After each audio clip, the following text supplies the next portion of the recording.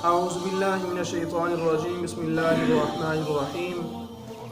انما الصدقات للفقراء والمساکین والعاملین علیہا والمؤلفۃ قلوبہم وفی الرقاب، ان لوگوں کے لیے زکوٰۃ ہے۔ اس کے بارے میں فرماتے ہیں کہ جب منافقین نے صدقات کو تقسیم کرنے پر سید عالم صلی اللہ تعالی علیہ وسلم پر طعن کیا، اعتراض کیا، تو اللہ تعالیٰ نے اس آیت میں بیان فرما دیا کہ صدقات کے مستحق صرف یہی 8 قسم کے لوگ ہیں، انہی پر صدقات خرچ کیے جائیں گے، ان کے سوا اور کوئی مستحق نہیں ہے۔ اور رسول کریم صلی اللہ تعالی علیہ وسلم کو اموال صدقہ سے کوئی واسطہ ہی نہیں، آپ پر اور آپ کی اولاد پر تو صدقات ویسے ہی حرام ہیں کہ حضور اپنے لیے تو بچا کر رکھ نہیں رہے، نہ اپنی اولاد کے لیے بچا کے رکھ رہے ہیں، کیونکہ صدقات زکوٰۃ جو ہے یہ حضور پر اور حضور کے اہل بیت پر ویسے ہی حرام ہے۔ تو طعن کرنے والوں کو، اعتراض کرنے والوں کو تو کوئی موقع ہی نہیں ملتا اور اعتراض کی کوئی جگہ نہیں بنتی۔ صدقہ سے اس آیت میں زکوٰۃ مراد ہے۔ مسئلہ، زکوٰۃ کے مستحق 8 قسم کے لوگ ہیں، انہی لوگوں پر زکوٰۃ خرچ کی جائے گی۔ ان میں سے مؤلفۃ القلوب باجماع صحابہ ساکت ہو گئے، صحابہ کرام کا اجماع ہے کہ مؤلفۃ القلوب کو اب زکوٰۃ نہیں دی جائے گی، کیونکہ جب اللہ تبارک و تعالیٰ نے اسلام کو غلبہ دیا تو اب اس کی حاجت نہیں رہی اور ضرورت نہیں رہی۔ یہ اجماع زمانہ صدیق اکبر رضی اللہ تعالی عنہ میں منعقد ہوا۔ مسئلہ، فقیر وہ ہے، فقیر اس شخص کو کہا جاتا ہے جس کے پاس تھوڑا سا مال ہو، ادنا چیز ہو، اور جب تک اس کے پاس ایک وقت کے لیے کچھ ہو اس کو سوال کرنا حلال نہیں ہے۔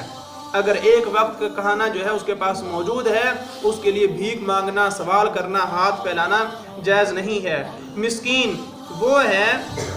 جس کے پاس کچھ بھی نہ ہو اور وہ سوال کر سکتا ہے، کہ جس کے پاس کچھ بھی نہیں ہے، ایک وقت کا کھانا بھی نہیں ہے، وہ مسکین ہے۔ عاملین وہ لوگ ہیں جن کو امام نے زکوٰۃ وصول کرنے پر مقرر کیا ہو۔ امام سے مراد حاکم وقت ہے کہ امیر المومنین نے اس کو زکوٰۃ وصول کرنے پر اس کی ڈیوٹی لگائی ہے، اور انہیں امام اتنا دے جو ان کے اور ان کے متعلقین کے لیے کافی ہو۔ تو اس سے تنخواہ کا جواز بھی نکلتا ہے کہ وہ زکوٰۃ کا جو مال اکٹھا کر کے لا رہے ہیں اس سے حاکم وقت جو ہے اسی مال سے ان کو تنخواہ دے سکتا ہے، اور تنخواہ بھی اتنی ہونی چاہیے جو اس کو اور اس کے متعلقین، اس کے جو ماتحت لوگ ہیں، اس کے جو گھر والے ہیں، ان کے لیے کافی ہو۔ یہ نہیں کہ وہ سارا دن زکوٰۃ کی وصولی میں لگا رہے اور شام کو اس کو اتنی مزدوری ملے کہ جو اس کے گھر کا گزارا بھی صحیح طریقے سے نہ چل سکے، یہ جائز نہیں ہے۔ اس سے میں پیغام دینا چاہتا ہوں پوری دنیا میں، پاکستان سمیت جہاں بھی امام ہیں، مؤذن ہیں، خطیب ہیں اور خادم مسجد ہیں، انتظامیہ سے گزارش ہے کہ ان کو اتنی تنخواہ دی جائے کہ کم از کم ان کی زندگی پرسکون انداز میں عزت کے ساتھ بسر ہو سکے۔ وہ سارا دن آپ کی خدمت میں مصروف رہتے ہیں، امام ہے وہ نماز میں مصروف ہے، آپ کے مسائل بتانے مصروف ہے، مؤذن ہے وہ اذان میں مصروف ہے، ہر وقت کی پابندی میں وہ جو ہے وہ گھرا ہوا ہے، خادم ہے وہ مسجد کی صفائی ستھرائی میں جو ہے وہ مصروف ہے، اور اس کے علاوہ وہ کوئی کام کر نہیں سکتے، کیونکہ اگر کام کریں گے، اپنا روزگار کوئی علیحدہ سسٹم چلائیں گے تو ظاہری بات ادھر سے کام متاثر ہوگا، تو وہ اپنا سارا کچھ چھوڑ کر اپنی خدمات کو آپ کی طرف متوجہ کیے ہوئے ہیں، تو آپ کو بھی چاہیے کہ آپ ان کی طرف متوجہ ہوں، اور اتنی تنخواہ ہر جگہ پر ہونی چاہیے، ہر جگہ پر، پورے پاکستان میں، پوری دنیا میں اتنی تنخواہ ہونی چاہیے کہ جس سے خادم مسجد جو ہے وہ مسجد کی خدمت کو اعزاز سمجھے۔ یہ نہیں کہ یار میں خدمت تو کر رہا ہوں اور شام کو وہ اپنے بچوں کی دوائی لانے کے لیے بھی جو ہے وہ قدرت نہ رکھتا ہو، تو یہ غلط ہے، یہ ظلم ہے۔ تو اسی وجہ سے فرمایا کہ جو زکوٰۃ وصول کرنے والے ہیں ان کو اسی زکوٰۃ کے مال سے تنخواہ دینا جائز ہے، اور اتنی تنخواہ ہونی چاہیے جو اس کے لیے اور اس کے متعلقین کے لیے کافی ہو۔ مسئلہ، اگر عامل غنی ہو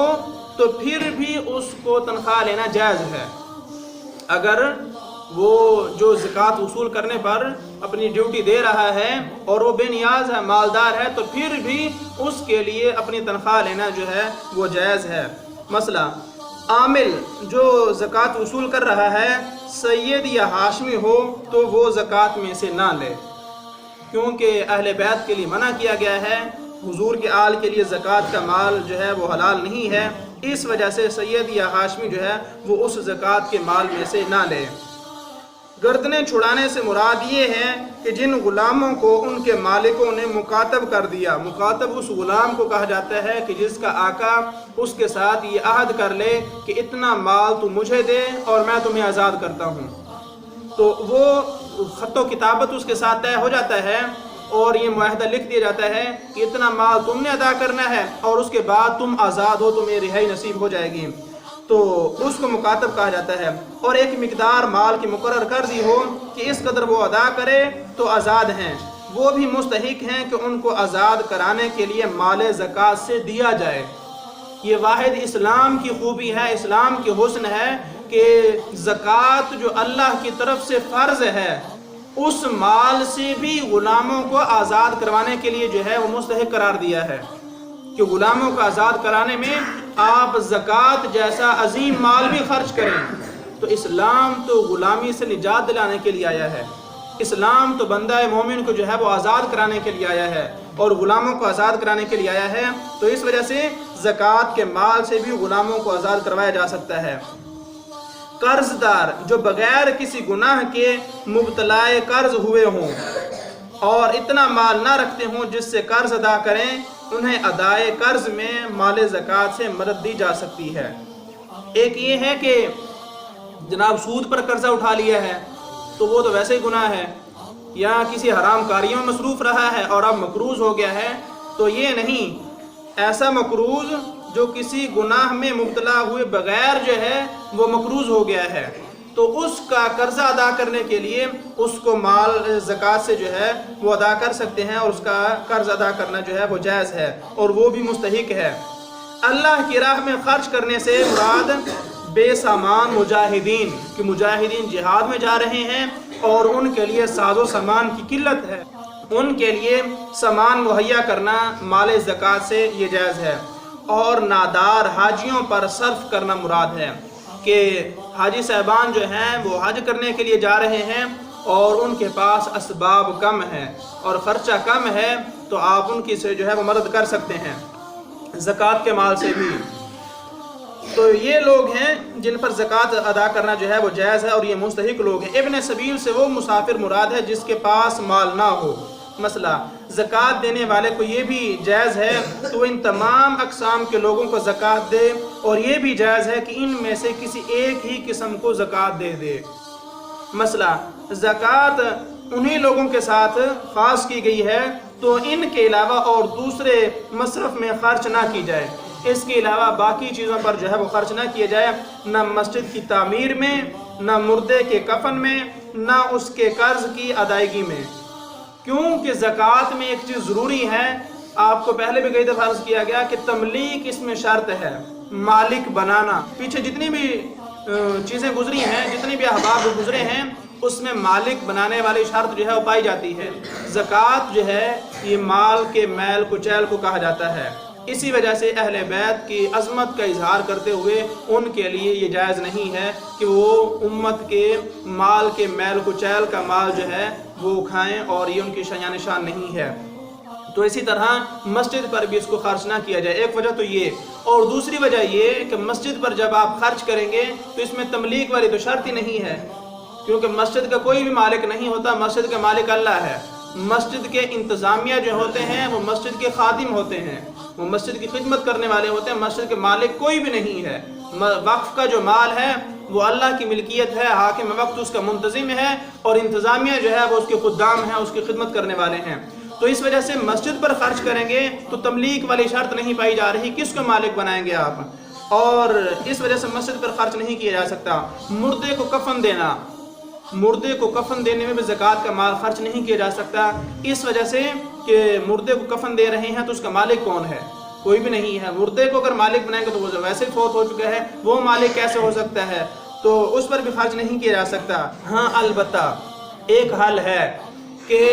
کوئی بندہ جو ہے وہ مسلمان فوت ہو چکا ہے اور ایسی جگہ پر ہے کہ جہاں پر اس کے کفن کے انتظام بھی نہیں ہو رہا، اس کے پاس بھی اتنا مال نہیں ہے اور باقی لوگ بھی زکوٰۃ کے مال کے علاوہ اس پر خرچ کرنے کے لیے تیار نہیں ہیں، تو اس کا طریقہ یہ ہے کہ کوئی ایک فقیر تلاش کیا جائے جو زکوٰۃ کا مستحق ہو، اس کو زکوٰۃ کا مال دیا جائے، اور پھر اس کو کہا جائے کہ اگر آپ مہربانی کریں تو یہ بندہ جو ہے وہ کفن کا مستحق ہے، اور آپ اس کو جو ہے وہ ہدیہ کر دیں اور اپنی طرف سے جو ہے اس پر خرچ کر دیں، تو اس سے زکوٰۃ بھی ادا ہو جائے گی، کفن بھی جو ہے وہ لینا جائز ہو جائے گا۔ اسی طرح مسجد کا معاملہ ہے کہ اگر مسجد کے معاملات ٹھیک نہیں چل رہے تو ایک مستحق بندہ تلاش کریں، اس کو زکوٰۃ کا مال دیں، اس میں تملیک بھی ہو جائے گی، زکوٰۃ بھی ادا ہو جائے گی۔ پھر اس کو کہا جائے کہ آپ اگر چاہیں تو مسجد کو دے دیں، اس پر زبردستی نہیں ہوگی، وہ اگر چاہے تو دے دے، چاہے تو نہ دے۔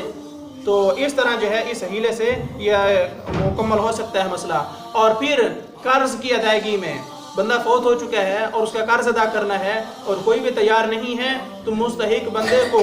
زکوٰۃ کا پیسہ دیا جائے اور اس کو کہا جائے کہ یہ آپ کا مسلمان بھائی ہے، مقروض ہونے کی حالت میں فوت ہو چکا ہے، لہٰذا اگر آپ مہربانی کریں تو اس زکوٰۃ کے پیسے میں سے جو آپ کو دیا ہے تو زکوٰۃ کا ہے، اب آپ آگے دیں گے تو یہ ہدیہ ہوگا، یہ جو ہے اس مسلمان بھائی کی مدد ہوگی، تو اگر چاہیں تو اس میں سے جو ہے اس کا قرض ادا کر دیں۔ تو اس طرح مسجد کی تعمیر بھی ہو جائے گی، زکوٰۃ بھی ادا ہو جائے گی، کفن بھی لے لیا جائے گا اور زکوٰۃ بھی ادا ہو جائے گی، اور قرض بھی ادا ہو جائے گا اور زکوٰۃ بھی ادا ہو جائے گی۔ مسئلہ زکوٰۃ بنی ہاشم اور غنی اور ان کے غلاموں کو نہ دی جائے، اور نہ آدمی اپنی بیوی کو اور اولاد اور غلاموں کو دے سکتا ہے کہ شوہر اپنی بیوی کو زکوٰۃ دے دے، وہ بھی تو گھر میں ہی ہے، یا شوہر اپنی جو ہے والد اپنی اولاد کو زکوٰۃ دے دے، یہ بھی جائز نہیں ہے۔ اور اپنے غلاموں کو زکوٰۃ بھی نہیں دی جا سکتی۔ غلاموں سے مراد وہی غلام ہے، آج کے نوکر اور ملازم مراد نہیں ہے جو پہلے غلام ہوا کرتے تھے، کیوں کہ غلاموں کا مال بھی آقا کا مال ہی ہوتا ہے، غلام خود بھی آقا کی ملکیت میں ہوتا ہے اور غلام کا مال بھی آقا کی ملکیت میں ہوتا ہے، اس وجہ سے غلاموں کو زکوٰۃ دینا بھی جائز نہیں ہے اپنے غلام کو، تو ان پر خرچ کرنا جائز نہیں ہے۔ اب آیت کا ترجمہ مکمل کرتے ہیں۔ زکوٰۃ انہی لوگوں کے لیے ہے، للفقراء محتاج اور والمساکین نرے نادار، والعاملین علیہا اور جو اس زکوٰۃ کی وصولی پر کام کر رہے ہیں، وصول کر رہے ہیں، جن کی ڈیوٹی ہے، والمؤلفۃ قلوبہم اور جن کے دلوں کو اسلام سے الفت دی جائے کہ ان کو زکوٰۃ سے کچھ نہ کچھ ان کے ساتھ تعاون کیا جائے تاکہ وہ اسلام کی طرف متوجہ ہوں اور اسلام کے اس حسن سلوک سے متاثر ہو کر اسلام کی طرف آئیں۔ وفی الرقاب اور گردنیں چھڑانے میں، والغارمین اور قرض داروں کو، وفی سبیل اللہ اور اللہ کی راہ میں، وابن السبیل اور مسافر کو زکوٰۃ دی جا سکتی ہے، یہی لوگ مستحق ہیں۔ فریضۃ من اللہ یہ ٹھہرایا ہوا ہے اللہ کا، اللہ کی طرف سے یہ مقرر کیا ہوا ہے اور اللہ کی طرف سے یہ فرض کیا ہوا ہے۔ واللہ علیم حکیم اور اللہ بڑے علم والا اور بہت حکمت والا